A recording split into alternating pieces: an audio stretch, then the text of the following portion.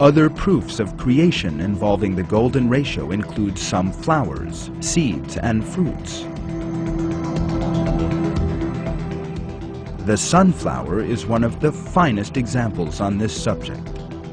If you pick up and examine a sunflower, you will see that its seeds are arranged in spirals.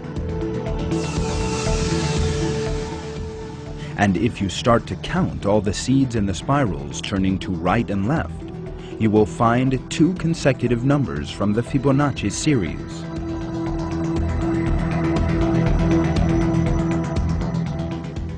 This is certainly not limited to the sunflower alone. The leaves of densely seeded plants, such as the cabbage, also form spirals running to right or left around a central point, as in the sunflower. Daisies and pinecone scales are also set out in right and left spirals. If you count these one by one, you will again obtain numbers based on the Fibonacci series, in other words, on the golden ratio.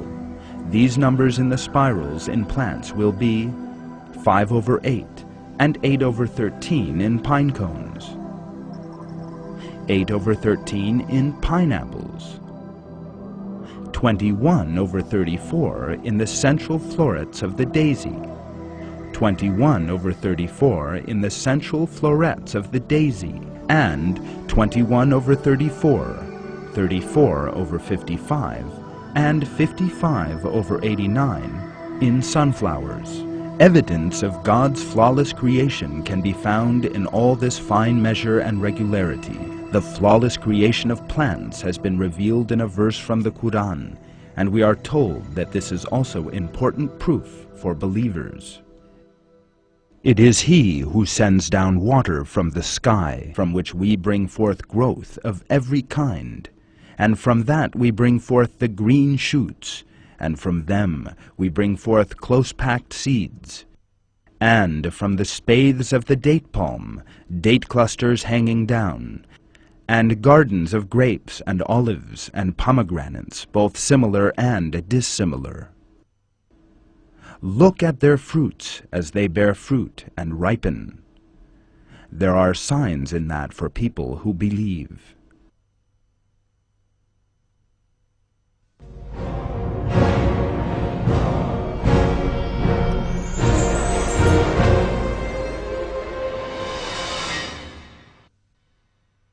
Geometrical shapes are by no means limited to triangles, squares, pentagons, or hexagons. These shapes can also come together in various ways and produce new three-dimensional geometrical ones. The cube and the pyramid are the first examples that can be cited.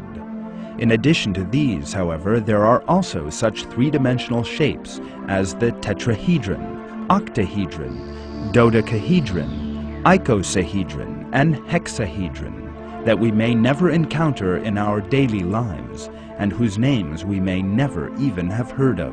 The dodecahedron consists of 12 pentagonal faces, and the icosahedron of 20 triangular ones. Scientists have discovered that these shapes can all mathematically turn into one another, and that this transformation takes place with ratios linked to the golden ratio. Three-dimensional forms that contain the golden ratio are very widespread in microorganisms. Many viruses have an icosahedron shape.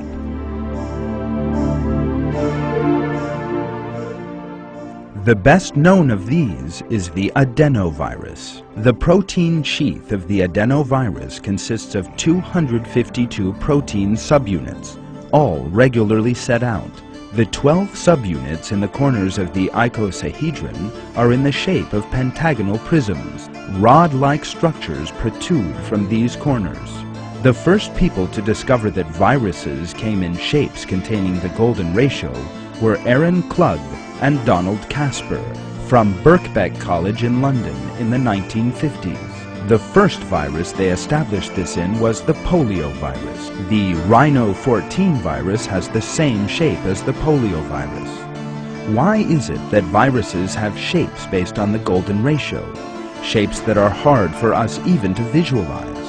Aaron Klug, who discovered these shapes, explains.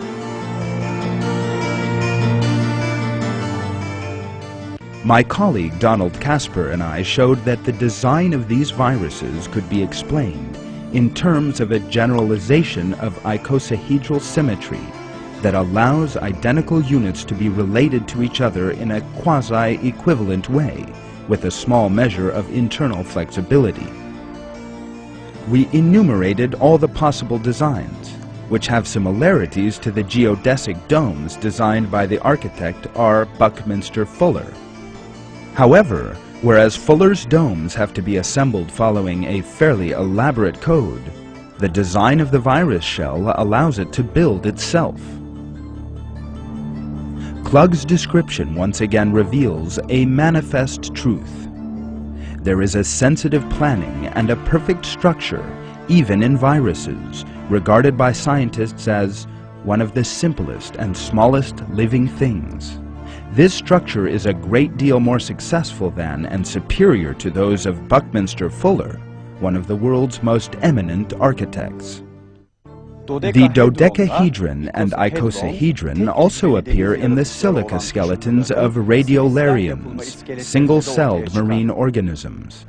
Structures based on these two geometric shapes, like the regular dodecahedron with feet-like structures protruding from each corner, and the various formations on their surfaces, make up the varying beautiful bodies of the radiolarians.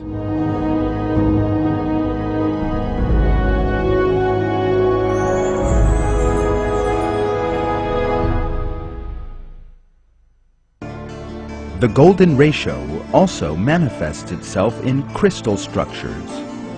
Most of these are in structures too minute to be seen with the naked eye.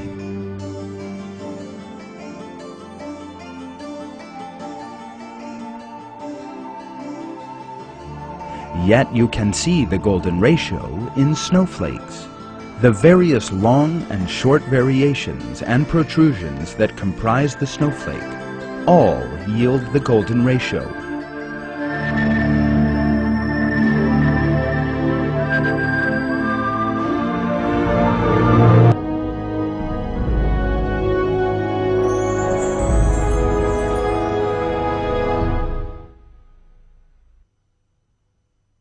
You encounter Fibonacci series and the golden ratio in fields that fall under the sphere of physics.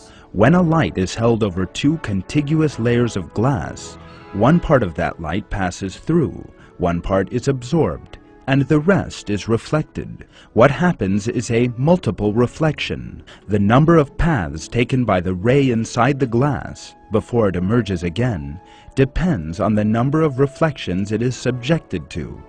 In conclusion, when we determine the number of rays that re-emerge, we find that they are compatible with the Fibonacci numbers.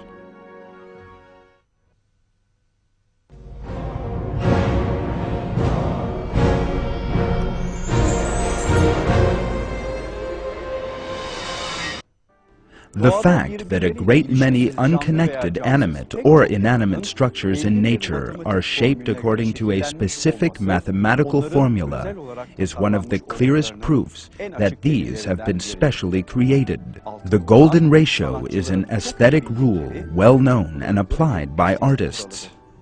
Works of art based on that ratio represent aesthetic perfection. Plants, galaxies, microorganisms, crystals, and living things created according to this rule, imitated by artists, are all examples of God's superior artistry. God reveals in the Quran that He has created all things with a measure. Some of these verses read, God has appointed a measure for all things. Everything has its measure with Him.